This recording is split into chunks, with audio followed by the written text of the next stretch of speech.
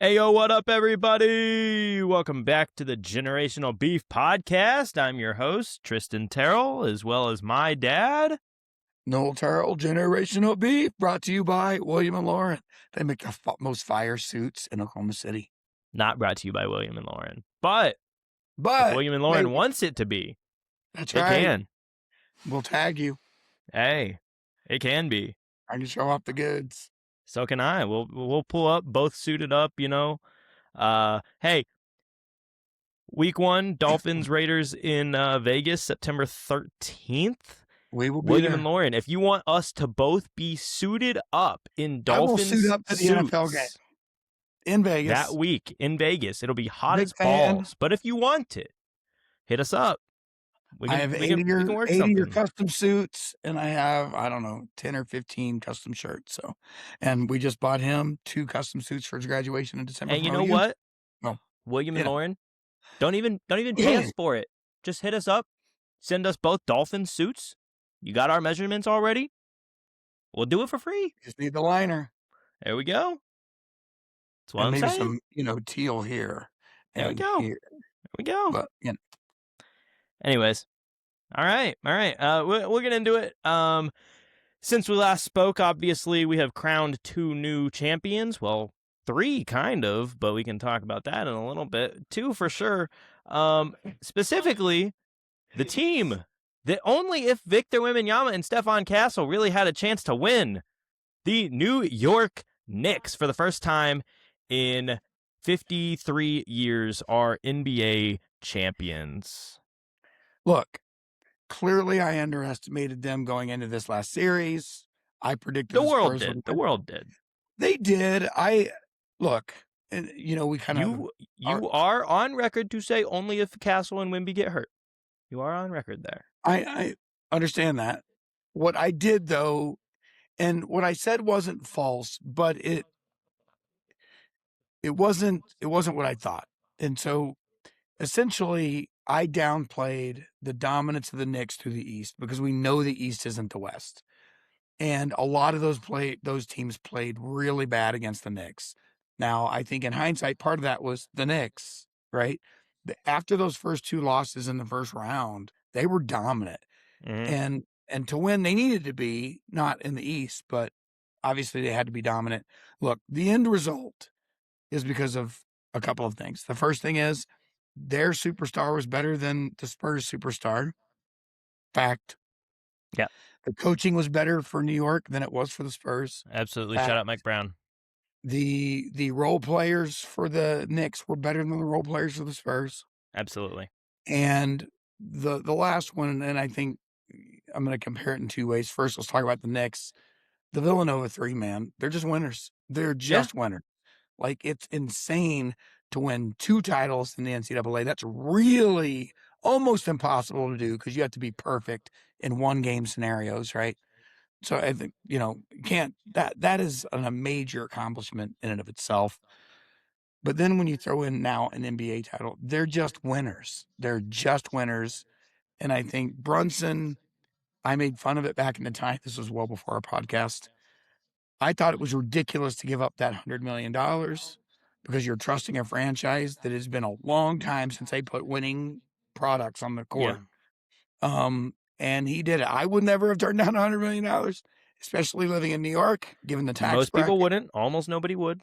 But look, he just wants to win, and he just cares about winning, and he's capable of doing it.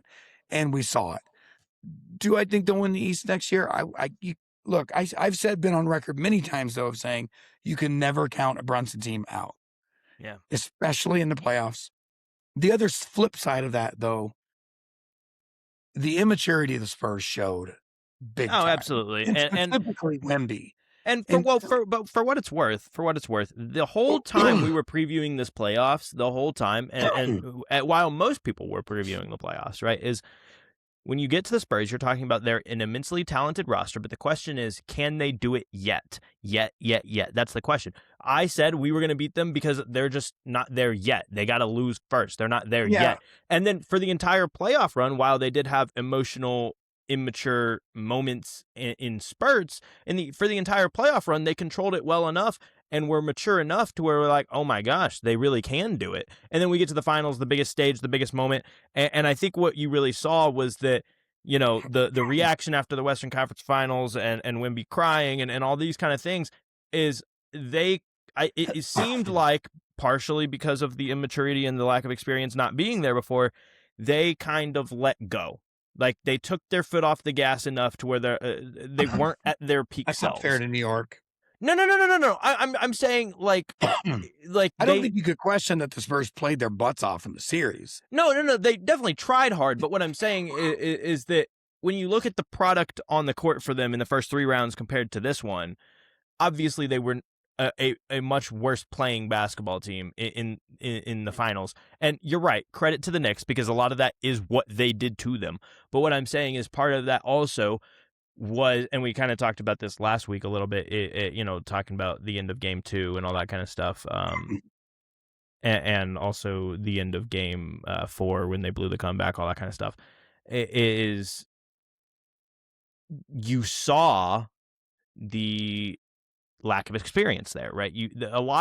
All the games they lost in this series were showing the lack of experience. And again, no discredit to the New York Knicks. They took advantage of it, and they have the experience, so they also took advantage. To your point, I was at odds with myself when I picked the Spurs, right? I felt like I was correct about the Knicks. Their path was much easier, and that's true. It was. They've dominated, but it is true, right? However, what's the other thing I've been on the record for saying many times? I was on record multiple times saying that Wemby isn't going to be the first guy in his first playoff run to go get a ring.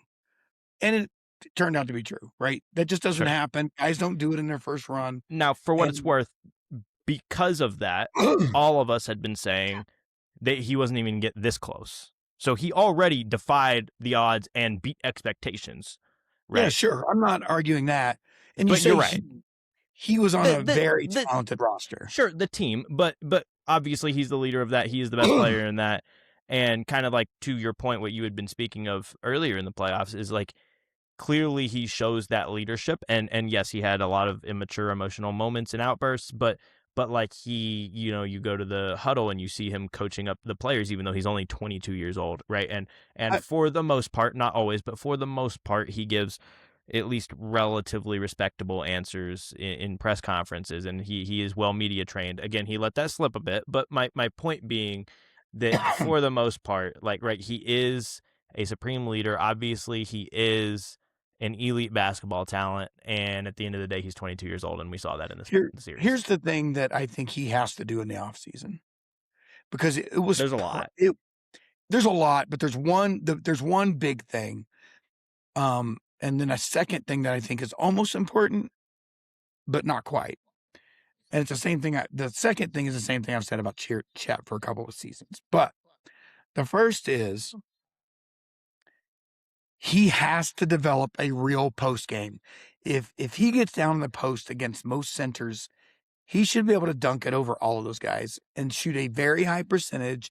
But he wants to live at the 3-point line. The only time he gets to the net or he gets to the iron, right, is when one of two things occurs. He's getting a rebound and putting it back up, or on a pick and roll. That's it. He has to develop a bona fide post game. I mean, he puts the ball on the court, but he doesn't get on the block. Like if he had a bona fide, he doesn't need to bat guys down. He just.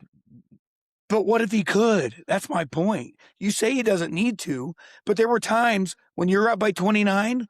He should have been on the block every time down, and the ball should have started with him down there every time. I agree to some degree with what you're saying, but that eight possession stretch where they went 0 for 3 or 0 from 8 for 3. Yeah. If half of those are post plays to Wemby, they win the game. Like it's beyond ridiculous that a guy that size doesn't have a post game, and he doesn't. And he's got to get one. He has a post game, just not in the way that you want him to. I just think that, but he needs that because he can dominate down there. But there's trade-offs, right? Because if you get to the point where, like you're saying, he can bat guys down, that means he's got to add another probably 30, 40 pounds. And I would assume that was what you were alluding to. He needs to do that. That is number 2. But do you know how much Same way Chad speed? needs to. But do you know how much speed he loses? He loses other advantages at that point. Hold And on. if you look at a guy like Anthony Davis, right? A guy like Anthony Davis at one point in his career added like 20 or 30 pounds in between off seasons, and then when you look at the difference in his shooting splits after that, for a couple of years, his shot percentage went way down because his body had changed so much that he had to completely rework his jump shot. So it Figure was it out. unnatural. Michael Jordan did it.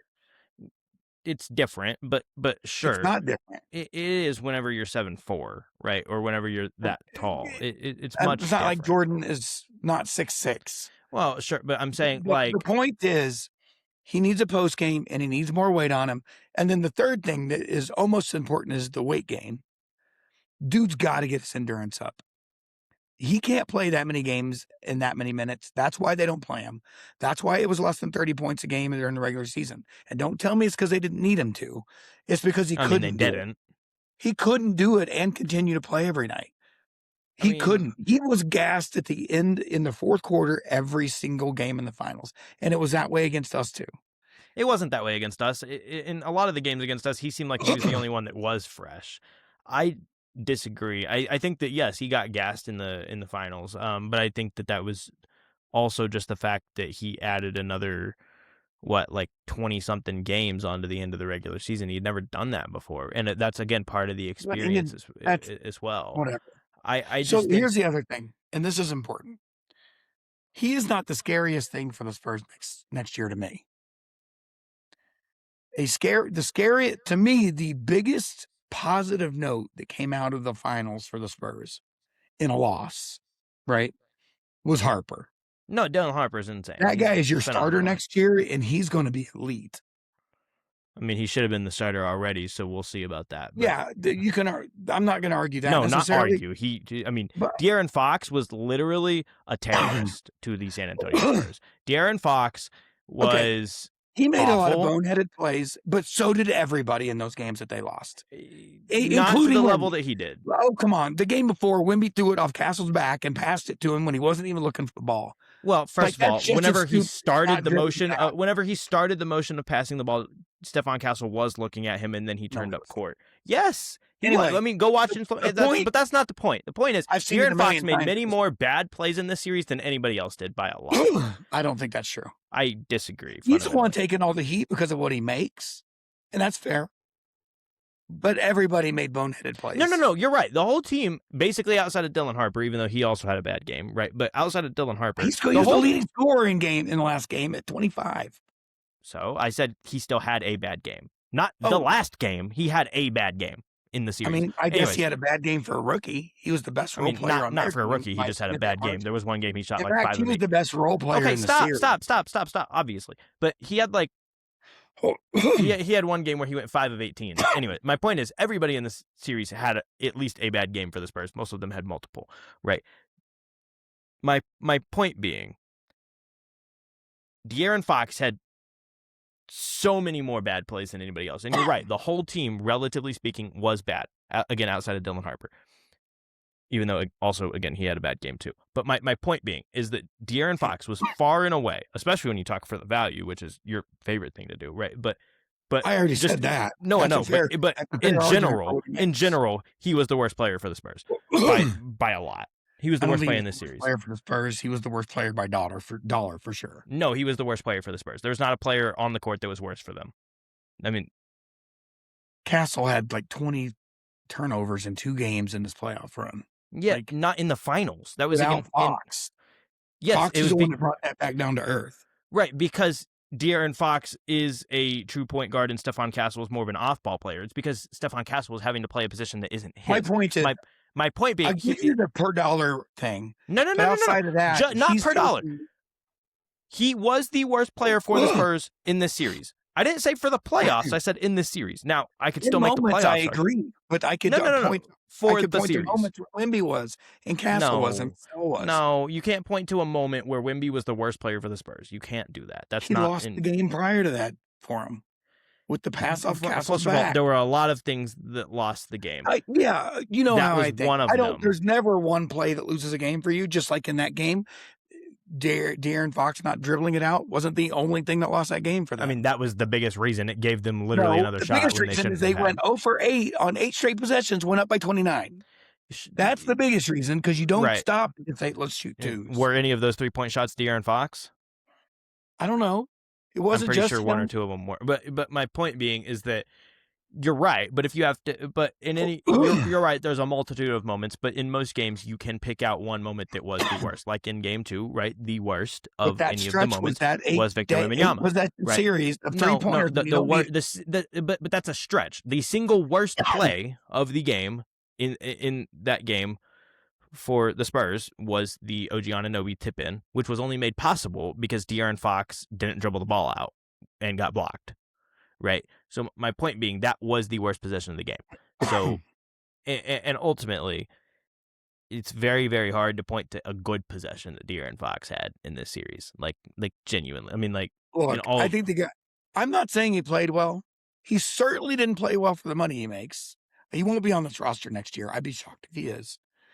But you would hope Harper's going not. to be a starter anyway. You would hope not for the Spurs' sake. You would hope he's not. Yeah.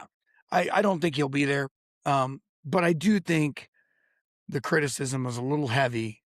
I disagree. Given that team had double-digit first-quarter leads in every game in the finals. He's also only one. Well, he's also only one of two players in this. It does go to part of it as well, right? Other than just the money, right? He's also only one of two players on the entire Spurs roster that had played in the playoffs before, and the other one was Harrison Barnes, and he has a ring. But it couldn't have been many times. It was once. But my point being, Harrison Barnes also was like the 9th best player on the roster. De'Aaron Fox was probably 3 or 4. And now it's probably worse than that. But going into the playoffs, right? And he was an all-star this year. And when the one time he had made the playoffs before, he was the best player on their team. And on top of that, went 7 games with one of the greatest players in the history of the sport, who also won a ring that year, right? Like, so he lost in 7 games to the eventual champion that year, right? So yes, it was only one time, but he does have experience being the best player on a playoff team in the playoffs, and he was phenomenal. My point being, that also holds weight too, because that's one of the ways you would expect them to be able to get over the inexperience is by having a guy that has experience, and De'Aaron Fox was awful. So a couple more things on this, and then we can let it go. I think one other thing, and I think this is really intriguing to me. Okay. I know you think I'm a Wemby hater, and that's not true. I have, however, not been as high on him as you have. Hold on. I don't necessarily think you're a Wemby hater. I don't think you give him the credit he deserves. I just don't think he's where he needs to be yet. And I think that's a fair statement. No, and I think that is a fair statement. But he's not where he needs to be, and he was 3 games away from winning a title this year. So on a very talented roster. Yes, but he is the biggest reason for the talent. Like, I don't know. They won a lot of games without him this season, but not the against point. 2. Not the point I'm trying to make. What I will say is I started to dislike him to a certain degree in our series because he was just painful at times to watch for me because he was a little whiny and all that stuff, but whatever. The Luka thing. What I will say is I think in general, and this is not true for everybody, obviously, but it is true for a lot of people, which is I think he went from one of the most liked people in the league entering the finals to a character arc that makes him pretty unlikable by a lot of fans. Oh, I agree with that statement. I think I think there are a lot of people that were turned off by him. I heard a nickname today that was actually hilarious because he's French and he kind of melted down at the end, and they were calling him the Big Fondue, a take on the Big Fundamental. I thought it was pretty funny. Anyway, not the point, but I think that is interesting. I think that's he was kind of everybody's darling after beating us. And then with the way he behaved in the finals, and he's a borderline. I'm not going to call him a dirty player yet, but it's borderline. Here's what I will say. There is one thing that can bring him back to earth. Right? And that thing is playing and beating us again. Right? So my point being, all next year, it's not going to change because we're still going to be a good team. We're still going to be a great team, maybe still the best team in the league. will be contending with them, right? And people still aren't going to like the way we play basketball. People still are going to hate Shea. I just don't But hold understand that. on. But 'Cause my here's the point. thing that Hold on. disappeared in the finals, by the way. Hold on. One thing that disappeared from the media in the finals, no one ever said flop. There was tons of flopping in that series by both teams. But Sure. all of a sudden, we don't talk about it because it's not the Thunder. It was But bullshit. agree. But that's my point. Is right. People are still going to hate the Thunders. People are still going to hate Shea. So going into next year, people will completely forget about this finals and all the thoughts that they had on Victor Wembanyama for it. If he goes in and he beats us again, and then more importantly, if he goes and wins the finals after that, because part of the reason why all of these storylines and narratives and baby and immature and whatever and dirty player are being talked about right now for Victor Wembanyama is because they didn't win a title. If they had won a title, you would have been like, You have to say those okay, same things if he did. well, but I guess my point is you would be like, okay, but he still won a title in his third season, right? And so my point is it would all kind of go Because away. that won't make him more liked unless you're in San Antonio. I think that it would make him more respected, at least, in the sense of people would understand. I don't think people disrespect him. I don't disrespect him. Yeah. Anyways, But he's not the person individually that I thought he was. And look, in fairness to him, this is a little bit of the LeBron effect.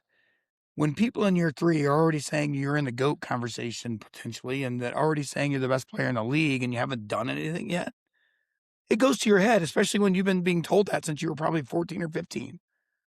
Right. And so, in fairness, part of it is the way he came up, is similar to the way LeBron, although I felt like LeBron was much more mature in his first couple of seasons than Wemby is. And yeah, the age is the same, right? That's not different. So I would I say do social blame, media makes a massive difference, but fair sure, enough. but LeBron was a much more mature individual than Wemby is. I At the believe same that's age, probably true. he was more successful at an early age. I don't mean got to the finals necessarily, but he was a more successful overall player. And so that brings me to my last point, and then we can move No, by on. the time I think when he made the finals, he was 22 or 23. So So right on par. yeah, And didn't miss the first couple of seasons or first season for injury and everything else. But yeah. so in fairness, part of this is just because you've been reading your own bub for a long time. So I want to ask a couple of things. So I compared Victor's first playoff run with some other notable players' first run. First, let's talk about basically his position. One's not quite his position, but he is a Spur, and one is Shaq. So in the first playoff run, not wins and losses, but averages per game, because obviously Shaq specifically wasn't on a better team than this Spurs team. Duncan probably was, but um, who Was would you playing say alongside an out of those MVP. three had the best first series? I mean, first series. Well, not series, first playoff run, like averages per game, essentially. I mean, that's a tough conversation to have, especially considering that those other two guys also spent 2 or 3 years in college. So then by the time they get to the finals, 2 or 3 years later, they're like 24, 25, 26, somewhere like that. And like their bodies are more filled out. They're more experienced.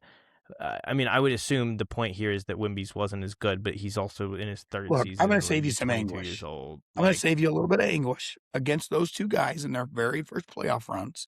Duncan in 98 and Shaq in 94, right? it's also possible, right, that Duncan, I mean, he wasn't the best player on the team at that time. So it's possible that his numbers aren't insane. So here's the reality. In a points per game perspective, there isn't a huge difference. I wouldn't expect that to Both be. Duncan and Shaq were 20.7. Victor was 23.8. So he was better there. Pace was also faster, so that, I mean, he was Victor was second in rebounds. Shaq had over about 2.5 more per game. Assists. I would also like to point out the fact, in general, that rebounding numbers back then were higher specifically because there was less spacing on the court. Sure. So my point being is that Shaq didn't have to leave the paint even to be a dominant defender because teams were taking 5 threes a game as a team, right? Yeah, fair. Now you're going to have 7 The players other thing, on each steals are roster that do basically that. the same. Wemby did lead in blocks by not by as big a margin as I would have anticipated. Shaq had 3, Wemby had 3.5. Sure. But this goes back to my second point on what Wemby needs to do in the offseason. I'm sorry. Yeah, I'm sure the field goal percentage wasn't as high. I get it. Like, It's not. Shaq but was these are also 51.1. two of the Wemby was most fundamentally 52.5. sound players in the history of the sport. So, I understand, but and if again, Victor was playing in the post, he might be at 60%. but also again, first of all, these are two of the most fundamentally sound players in the history of the sport. Second of all, these are also guys where the entire game plan for the team was get these guys the ball in the post in an advantageous spot, right? So again, not to discredit them or anything, but my point is part of that also going to what you said, like Wemby needs to improve on. Part of it also is maybe a Mitch Johnson thing, right? You got to improve your offense and figure that out. You got to get him the ball in those kinds of spots too, No, I right? agree. I So agree with that. whereas Now, obviously so the Lakers or the Magic and Spurs in those moments were definitely trying to do that for Duncan and Jack, but that was one comparison. The other comparison I want to do, and I know you haven't been saying this, but a okay. lot of people do, which is he's definitely going to be the GOAT when he's finished, which I think is a ridiculous statement I because think there's an argument to be made you don't that know is how it's possible. going to be. There's so many variables. I guess my point is that it's very rarely that you see a player that has a chance to get there, right? He has a chance to get there. But even LeBron isn't like an undisputed GOAT. I don't think he is. No, You do. no, and I'm not necessarily saying that he'll ever get to the point where it's undisputed. Even technically, and these are crazy people, but even technically, there are people that don't think that Tom Brady is the undisputed GOAT in the NFL. My point is that unless your name is Wayne Gretzky or Tiger Woods, I guess, you're not going to be the undisputed GOAT of your sport necessarily. But my point is getting to the argument, really. The two people that I think most people put in the GOAT category, and that's the debate, right? Sure. There are some other people that would, throw Kareem in there or Kobe or whatever, but most Or people Magic or but most people Larry. it's between LeBron and Jordan. Right. Right. So As I compared them to their first playoff run, and it's night and day. Yeah, no, and naturally speaking, right, and this could be the argument kind of that you're making, right? The point is that those are the two GOATs of the sport, and so you can't literally compare anybody to them because nobody matches up to them. But I agree with you. Yeah, they both averaged 7 or more points a game than he did. They both didn't touch him in rebounds, which they're Naturally. guards, right? They both beat him in assists. Actually, Michael's number 1 in assists at 8.5 in that category for his first playoff He run. played 3 games. 4, but 4. Sorry, he played 4 games. And LeBron went to the Eastern Conference Finals probably. He also had he also had more steals per game, and blocks per as game. He should. Wemby did? Well, obviously Wemby led them in blocks. That's the only category he led in, and rebounds. But wait, what were you saying on steals though? Oh, steals. That's Jordan hands down. Okay, I assume so. But then you said LeBron was more than Wemby too at 1.4. No, yeah, I would have expected that. I was just confused because you said steals and blocks, and I knew obviously Wemby had to have led him blocks. No, I was like, wait, no way Wemby led them in steals. Michael had more blocks than LeBron did, but obviously, I mean, Michael had 1 per game. LeBron had 0.7, and obviously Wemby had 3.5. So, yeah. But so anyway, obviously against some of the greats at his position, and I could have thrown some other guys in there and see what they look like, but sure, I picked them specifically because one's a Spur and one's Shaq. I would say he probably outplayed them in his first playoff run on a more talented roster than definitely Shaq had. I'd have to go back and look at that. I mean, you can say definitely Shaq had, like, Penny was also an all-star guard as well. Oh, I know, but that was the team. Yeah, I mean, they had good role players for the time, but again, to kind of my point, I do just believe that most teams were at least slightly, like their 7th, 8th, 9th man on the roster were slightly less talented than they are today. The depth isn't, the league has more good players now would be my argument. So anyway, I'm willing to have the argument if he's the best player in the league. I think that throne is vacated for the first month of the season. I don't think anybody is right now. I need to see. So I like that argument much more than you just trying to say it's not Wemby, because I agree that is a completely fair argument, because every single time, but I'm open to waiting. But every single time in the last, like, I don't think we've actually had this argument on camera because we've been talking about it over the phone, over text, whatever. So in case we haven't, we've been talking about whether or not Wemby's the best player in the world because 2 months ago when the playoffs started, I came on here and said, right, that if Wemby finds a way to beat the Thunder, the only way for him to do it is to be the best player in the world. And so if that happens, I'll call him the best player in the world. And so I'm a man of my word. I called him the best player in the world. And for what it's worth, it's not just because of that. I think that there is an actual argument that he is. But point being, is that since the way the finals have gone, Dad was like, okay, how are you going to have a series like this and call yourself the best player in the world? Or not that he is, but to be the best player, called the best player in the world. I don't And want I to said, just hold, quickly though. hold on, It's not hold on. about one series. He was inconsistent in all of the series. Maybe, sure, but he still won them. But anyway, my point being is that my then response was, if you want to look at any other player that could be the best player in the world right now, if you want to look at Nikola Jokic, he had a bad series and was a big reason why they lost in the first round. You want to talk about Shea, right?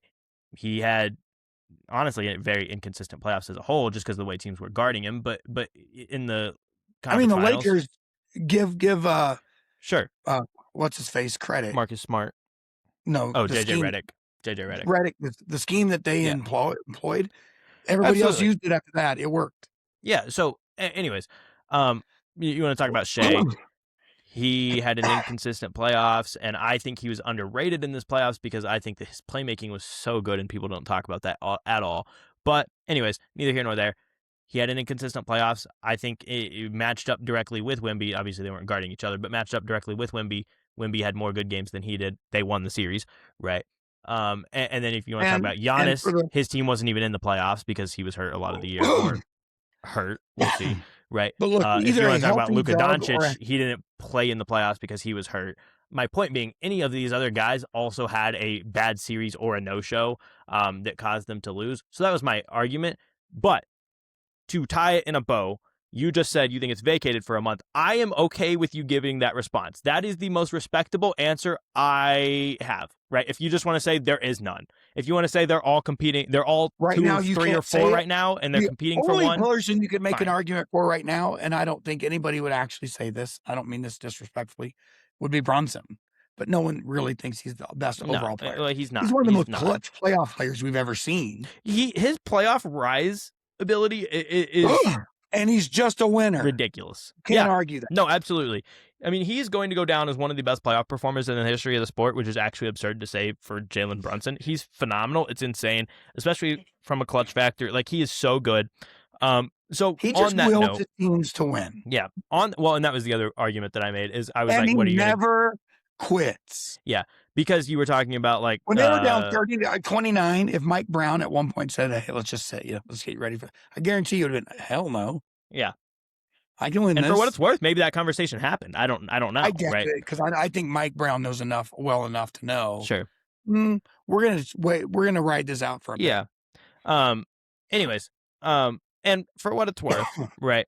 That was the other thing that had come up where it was Dad was talking about Wemby's performance in the playoffs. I was like, so if we're basing it on that, are we going to call Jalen Brunson the best player in the world? And he was like, no, obviously not, right? Because he's not.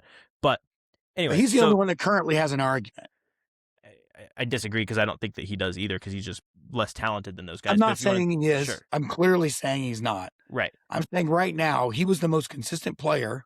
I do most think dominant player in the last 2 months. Yeah, I do think, for what it's worth, we have spent way too much time talking about the San Antonio Spurs and not enough time talking about the New York Knicks as a whole in this playoffs. They have been actually absurd. What they just did is historic. Brown, give him his flowers, man. Yeah, I mean, give everybody their flowers. Karl-Anthony Towns was told he can't be a winner. Karl-Anthony Towns was called out by Jimmy Butler, one of the biggest competitors we know, saying that this guy is soft. Trade him, get him off the team.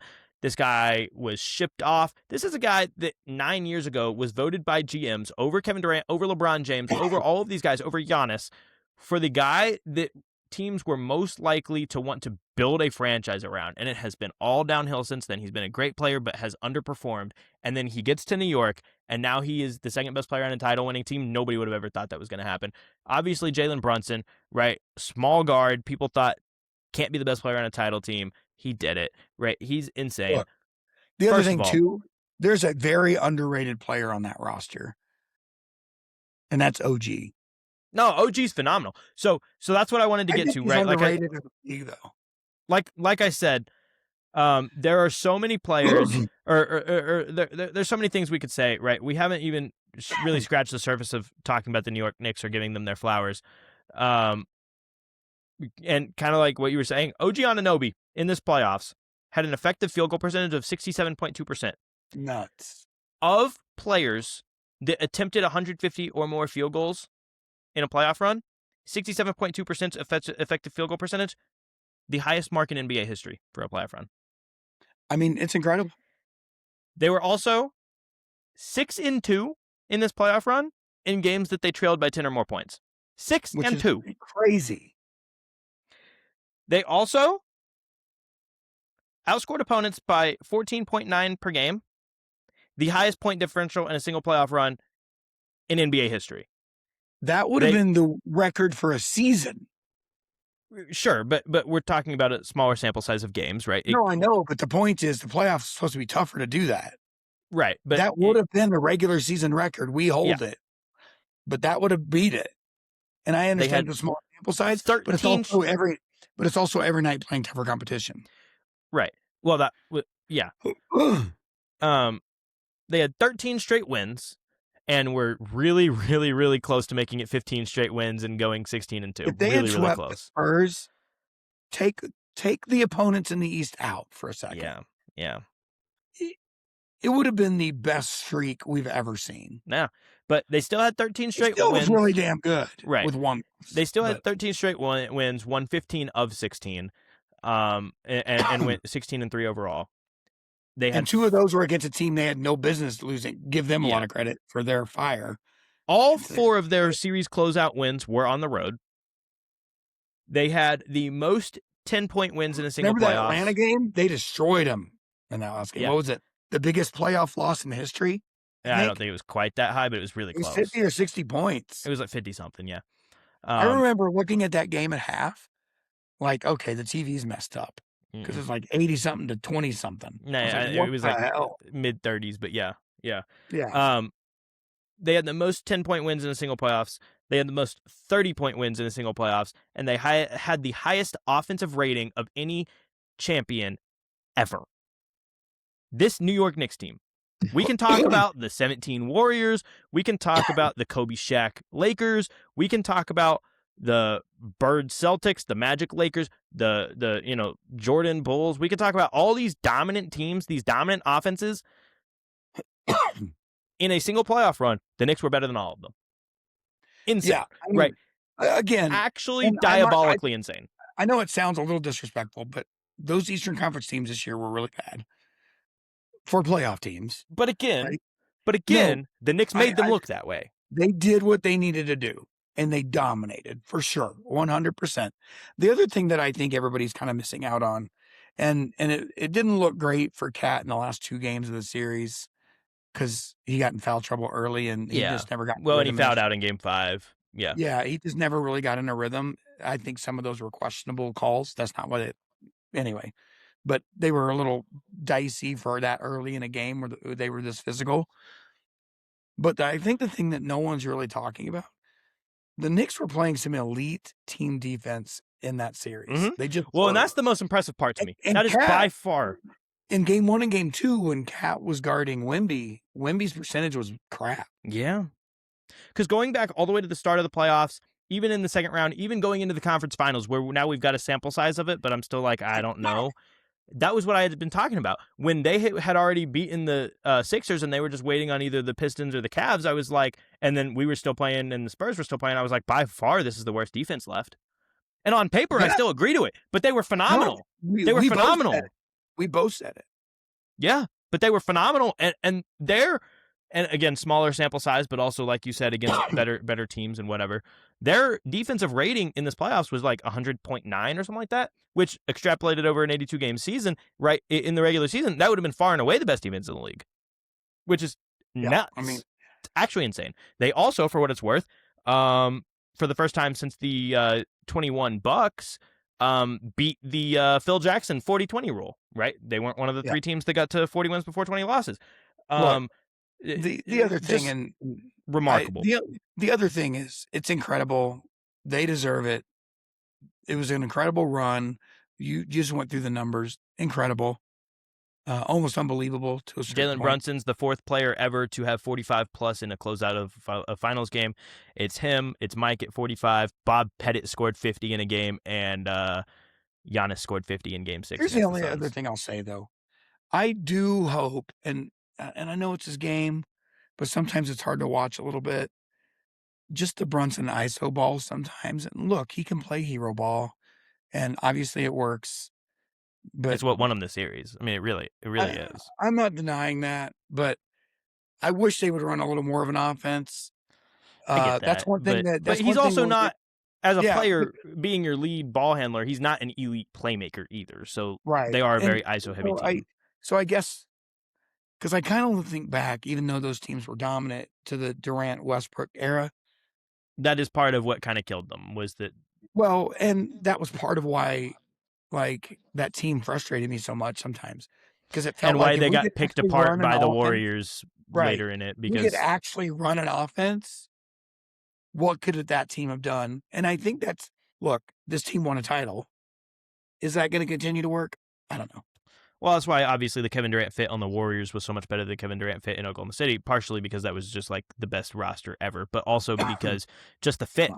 All right, him with Steph and Draymond and Clay and everything, like the fit, the passing, the selflessness, being coached by Steve Kerr, like it all worked and meshed so well together. And whereas with Russell Westbrook, they're obviously both generational, incredible, insane talents, elite athletes, phenomenal players. You're never going to question how good these guys are, but how well do they fit together? How well of a chemistry do they have? Not necessarily chemistry, but like a just meshing of play Yeah, styles, right? And so I got you. yeah, so it's like I don't know. They were obviously a great team, but that's a big reason why they never got it done, and also a Anyway, big reason why a lot of people congratulations, thought. Knicks.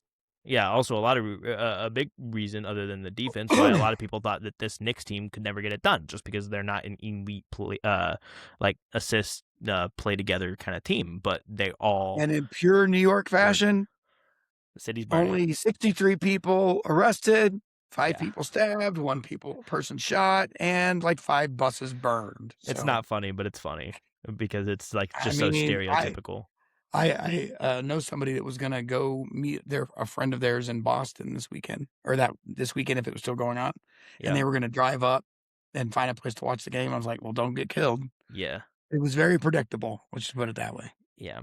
So, All right, next, because 'cause we're running out of time. yeah, we've also got just brief shout out to the Hurricanes. Closed out the Yep, Stanley Cup, that was a another really team good crowned series. I champion. watched several the game Yeah. every game was exciting, which you Yeah. don't always get in hockey. I'm not the huge best Right. hockey fan out there, but I do watch it. I watch the playoffs similar to baseball just because the Yeah. season's too long for me to keep up with that. I You know, mean, it's it's the double same this length double as the the NBA. The NHL is. They're both it 82 just games. feels longer. I don't Yeah. know. But, It's just I don't know. I don't um, get into hockey as much. look, they are incredible athletes. It Yeah. is incredible skill. It's Hmm. way more physical than the NBA. It borderlines the NFL in some ways. You're I would say in landing on some ways it's even harder because it's I think you're not in terms falling of on a soft physicality. surface, that's for sure, and most Well, NFL films they and are it's at. nonstop too, right? In the NFL, no Yeah, matter how hard you get hit, you're getting 45 seconds off, right? Like correct. Yeah, no, in you're the right. NHL, it's like you better Um, keep going or they're going to score. but I will say in recent memory, and again, not being a big hockey fan, there could be some people out there that yell at me for this. I Oh felt my like it was gosh, the 2019 right, Stanley whatever. Cup. All Yeah, I can tell I don't you know. is I watched every game, and they were It was exciting. fun. It was fun. And that, That I can't remember with game 3 where, Carolina goes on a power play with, like, 2.5 minutes to go, and it's tied Yeah. 2-2. Carolina gets a goal, goes up 3-2. You think I mean, in hockey, the game's over, Yeah, it's right? over. And then stupid penalty by Carolina Is puts that the one that went Vegas into overtime and then they ended yes, and yeah. then Vegas gets on a power play. They score a goal with, like, Hmm. 20 seconds left in regulation, and then goes to overtime. Like, the whole series was very Yeah, it was entertaining. phenomenal. That's the last thing. I'm glad you mentioned that I wanted to say, and this might be a hot take, and it's definitely not going to be remembered this way in history. I don't think just because of the games. I would almost say that not almost. I think I would say. I think top to bottom, the finals was a more entertaining series as a basketball fan than the Thunder Spurs series in the Western Conference Finals. I know it went 2 less games, but there were 3 games in our series where late third, early fourth, one of the teams is sitting all of their players because the game's just over. That never Yeah, happened in the finals. And so also hats off to the Spurs. Obviously, they're way up in a lot of those games, but hats off to the Spurs for never quitting, never giving up. I will All the say games came down to the wire. you're not So wrong. I will say that I think the difference was that both defenses were taking a toll on both offenses in that series. And so both offenses looked ugly a lot. I agree. Yeah. Now, you can tie it to the defense being played. Yeah. But at the same time, sometimes that gets hard to watch when no one can make a shot. That's fair. And there were definitely a couple times where that There were happened. points in that series where neither team could.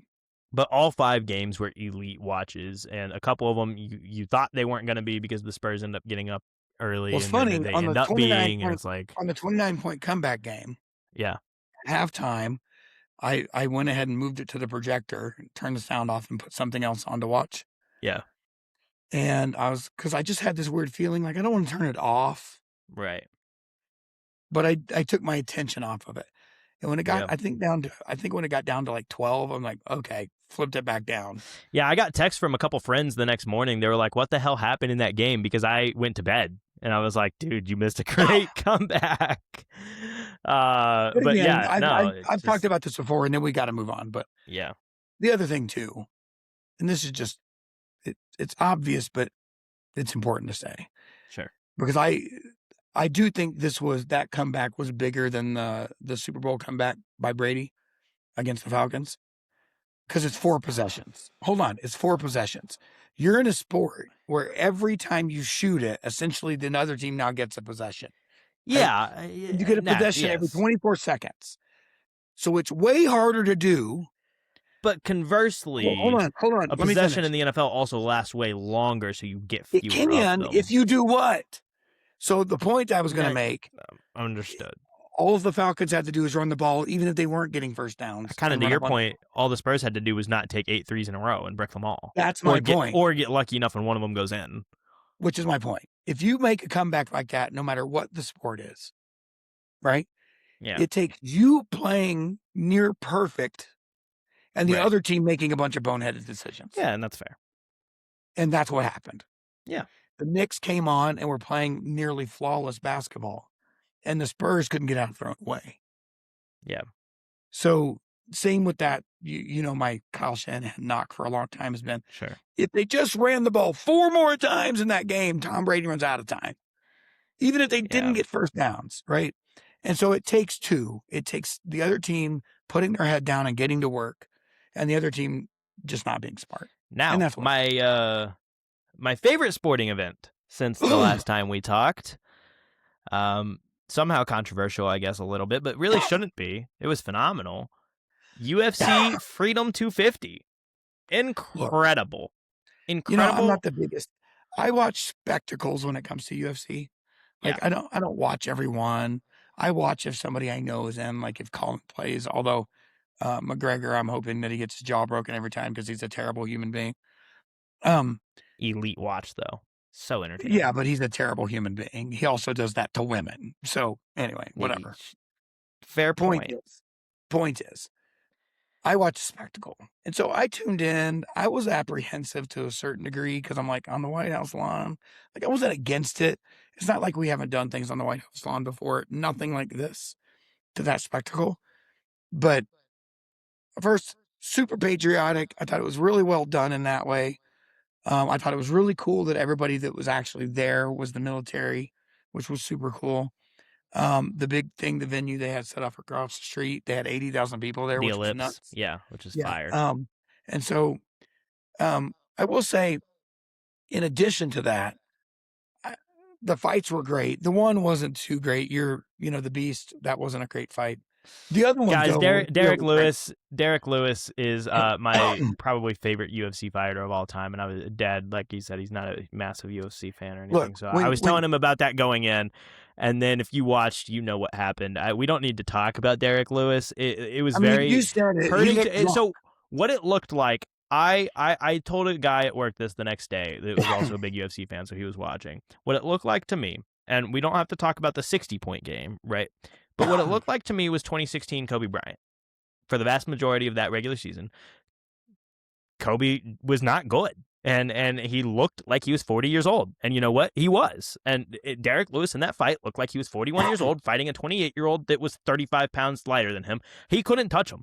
And he looked like by the end of the second round, he was so tired that it looked like he was throwing punches drunk in a bar. And none of them were hitting. And the guy was literally just stepping back and laughing. And he connected enough to make it happen. So that Look, sucked. what I will say is this. The one thing that I don't really care about boxing in the UFC in general, Sure. in a lot of cases, it's just all the stupid fake trash talk and stuff like that. I don't know, I just find it a little annoying. Yeah, I know it's a show and that's why they're doing it. I just find that part annoying. I kind I of don't think, hold on, and let I me know, finish. okay, I kind of appreciate the sportsmanship side of sports. fair. And that typically doesn't appear to be the case to me in most UFC venues or fights that I've watched. I What would I will agree. say what I will say about Sunday was that was one fighter, aside from him, everyone else I felt was really respectful of their opponents. They did the tapping of gloves. They went and checked Yeah. on him after the fight, especially For the what it's worth, last. he's talking about Hokit. If you couldn't tell, that was awful. Hated Yeah, that. like what he said that he flipped the guy off before the meet.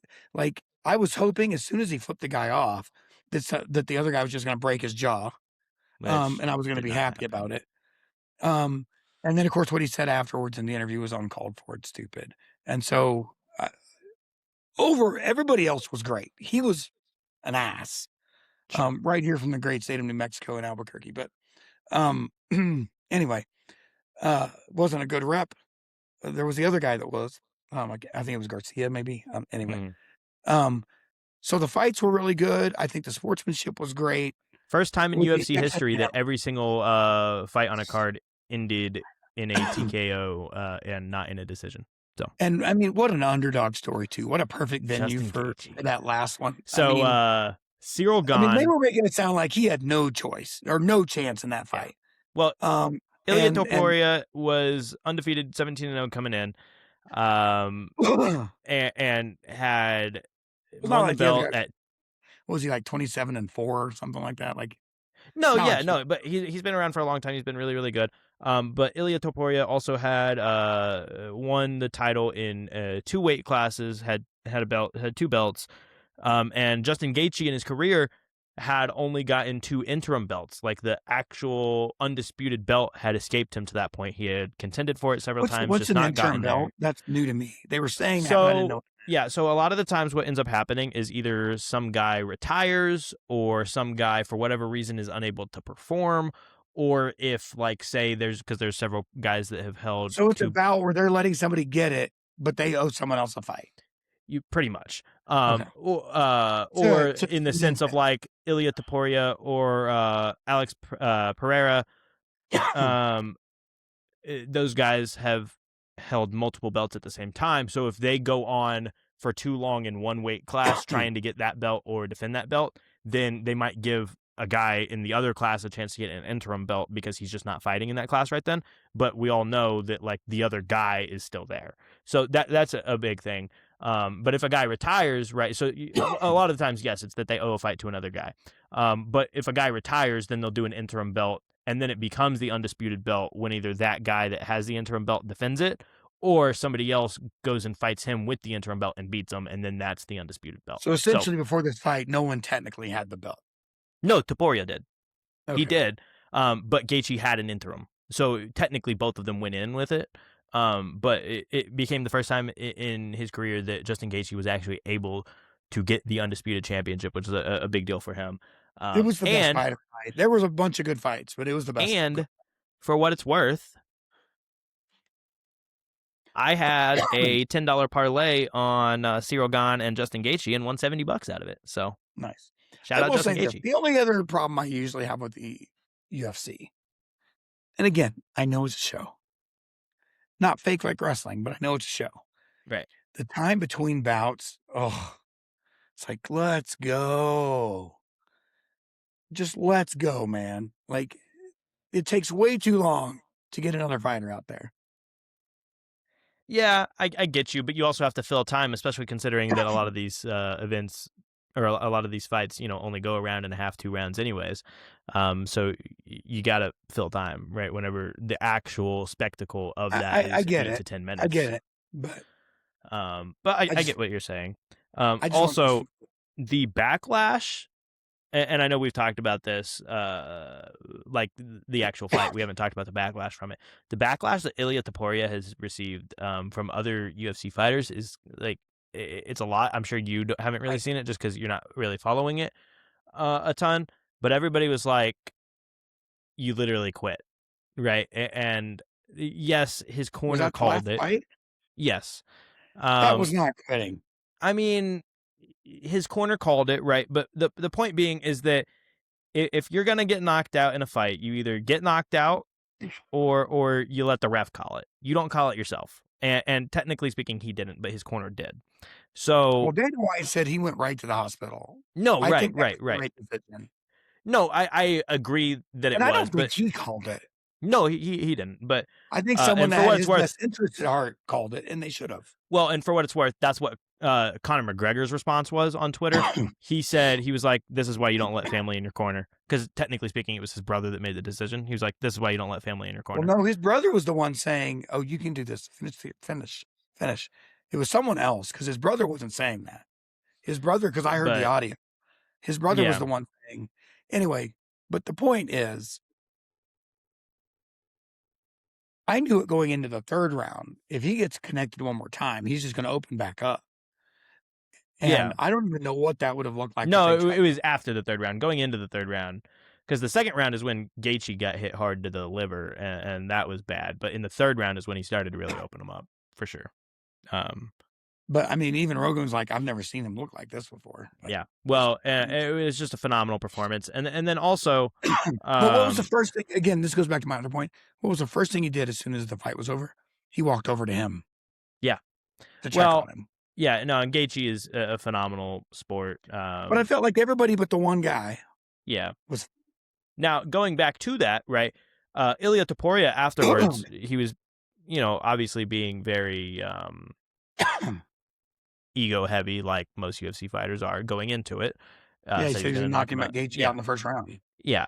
And he had updated his bio on Instagram to say 18-0 before the fight, right? So that is a true statement.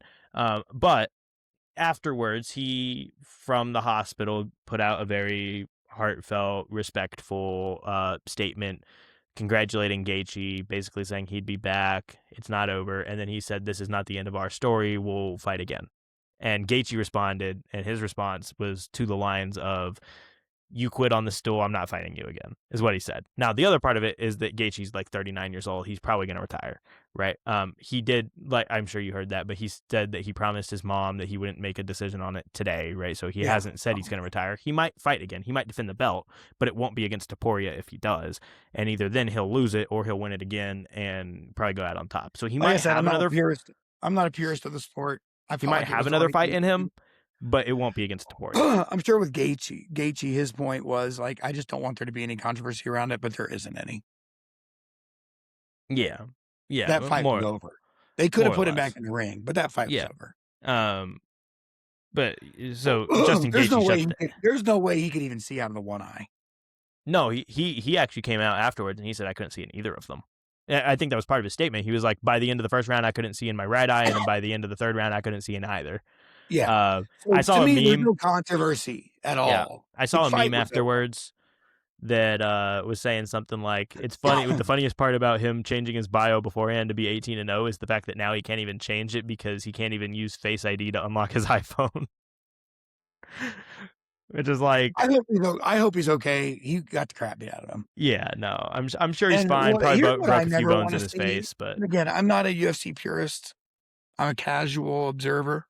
sure. Look, I don't want to see the guys put in a coma. Yeah, no, I got you. And he could have done that if he went back Which, in for there. what it's worth, is why they have refs, and that's why they do have rules. And I know it doesn't seem like it, but they do have rules.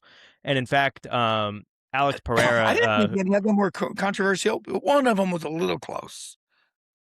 which one? where the ref called it. I don't remember which one. Oh, I There got was you. one that you could question a little bit. I think it was still over. He Yeah. definitely staggered and went down and was Um, at least temporarily out, but the only one that's at least somewhat questionable, I guess. And I didn't necessarily see anything that was like too close. But there is kind of hard evidence. Alex Pereira, who fought Cyril Gane in the co-main, afterwards he released a statement basically saying, "Hey, we got to fix the refs. We got to. I mean, they're going to complain about refs in every sport, right? That's what happens." But basically, he released pictures of the back of his head afterwards, basically saying, "Oh, Cyril Gane struck me in the back of the head several times," which, in case you didn't know, is illegal. You can't hit somebody I in the didn't know back of that. the head. Um, How do so they he stop was that when they're on the ground and they roll over? You're just not technically. supposed to punch them, or Well, just you go just can't from the hit the side? back of their head. You can hit the sides. You can hit like lower neck, but the second you start to creep up into their neck, back of the head area, that's not okay. And so theoretically, if that were to happen, and like he's on top of them backwards like that, if that happens, theoretically, what's supposed to happen is they're supposed to get stood up. So, which obviously is a massive advantage to the person that was on the ground, right? Because, Yeah, of course. but in theory. But I They're didn't definitely see any. supposed to do that, though. I only saw that happen once on Sunday night, and a couple of guys ended up on the ground, facing the ground. Right. Yeah. So, well, That was the we other thing also, with the Beast guy or Lewis, when he hits the ground, it's well, over. and that was really what did him in was in the second half of the first round. Whenever he was made to wrestle for his life for a little bit, he's not a ground guy, and the other guy isn't necessarily either, but he was enough to keep him there, in the sense of it really tired him out. So that's really what did him, which sucked. But All right. it was a very Well, fun event. Shout out to Dana White for pulling it together. He was asked afterwards. He was like, "Because this was such a success, would you ever do it again?" He was like, "Dude, I can't afford to do it again." It's like, we're not I was doing gonna this say, again. I know some of the pushback was, "What's this costing us? Nothing." Well, yeah, it was Dana White, and you know what? He made stupid money on it. He came out afterwards. He was like, "Yeah, we our merchandise numbers have doubled any other event we've ever had." He was like, "I haven't gotten numbers from Paramount yet, but as soon as I get them, you'll get them, and I promise you, they're stupid." He was like, "We had I think eighty it's gonna thousand be people on the I think it's ellipse." gonna be Like, a record-setting event for them. yeah, well, and so that was the thing too. Is he was like, "What I'm here for is the spectacle. Obviously, we're gonna have our normal events." He was Because I like, "But guarantee you I'm." there are people that tuned in just for the spectacle. Yeah. Well, he's like, I'm going to have my spectacle. That's what I'm doing. He was like, we're going to have all of our normal events. He was like, but I'm going to do something for a spectacle. And when I do that, it's going to happen once and it's never going to happen again. He was like, we did the sphere and I thought that could never be topped. He was like, I'm never doing it again, but I did it and it was incredible. I thought that could I never be topped. And then he was like, and now we're sitting here today and I did this and you're probably going to feel like this can never be topped, but I'm looking for the next way to do it. He was like, but I'm never doing it again. That's like, look, it's out the question. I will say this, because the first thing that occurred to me when I tuned in, Yeah.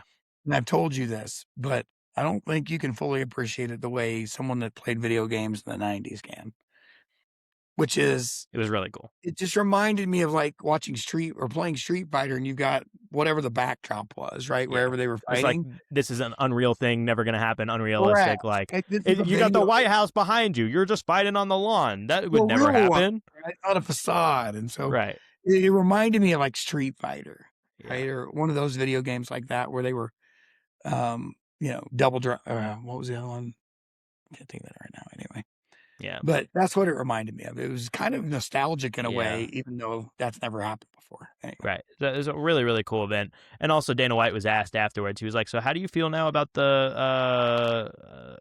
outside how do you feel about the outside events?" And he was like, "Y'all know publicly I've been very against doing events outside. There's just too much variability that I can't control that can go wrong and whatever." And he was like, not looking to ever do that again. He was like, I would never do that again. And then he asked the fighters, he was like, you know what? Y'all are all up here. Let me ask you, how did y'all feel about it? They were like, oh, the breeze was perfect. It felt nice. They were like, it felt natural. Like, it was great. We loved it. And he was like, okay, well, now that they said that, still no, it's never happening again. We're not doing it outside Well, again. He what was was like, I hate funny that. about it is it could have gone very bad It could have. Well, because and that's what he said too. He was they like, almost delayed it for an hour, the but weather they got leading up lucky and it looked skirted it. like, yeah, he was like, the Yeah. weather leading up, it looked like from 6 to 9, it wasn't going to be great. And then he was like, I don't know if y'all were watching the weathercast as it was happening, but he was like, it literally went like this and went Yeah, because all there was around severe us. lightning, which would have Yeah. almost like a football game, same thing. So, Yeah. Well, and could um, you imagine if it had happened in between rounds, like not between fights, but between rounds. And now all of a sudden you got 30 minutes between rounds. Like if it had happened 30 after minutes round. from the last strike within 6 miles. No, I know. That's what I'm It saying. would have So been like, well longer than 30 minutes. so that's what I'm saying. So like if it had happened, you know, or even during a round. sure. If it I had mean- happened halfway through round 3 of Gaethje Topuria, how would that I mean, fight you have almost changed? couldn't finish that. You almost have to just call that fight off. Yeah. So I think he's correct. Like it's not a good long-term model. It worked out. Right. But it was phenomenal. right. So it was dope. Yep. So thank you for watching. We had a great week of sports. We're about to come into a little bit of a dead point, but we're gearing up towards the NFL. So we're going to have a lot of preview stuff coming your way, a lot of exciting content. We're ready for that. So if you're ready to join us along that ride, come back and be ready for it. We're playing golf tomorrow afternoon in record New Mexico heat. So, oh, yay. Love that. Not me, unfortunately. I am going to Dallas tomorrow, so that'll be fun. Well, enjoy. Shout out Khalid. We're going to see Khalid in concert for my fiance's birthday, so it'll be fun. Anyways, thanks for watching, guys. Follow us all the socials at Gen Beef Pod, Instagram, YouTube, TikTok, Twitter, all of the fun things. 100 subscribers till get to Oklahoma City Comments at. Yep, there we go. We're gonna get there eventually someday. Maybe we'll hit 35 first, which we're still not at. But hey, we appreciate y'all. So thanks for watching. Peace.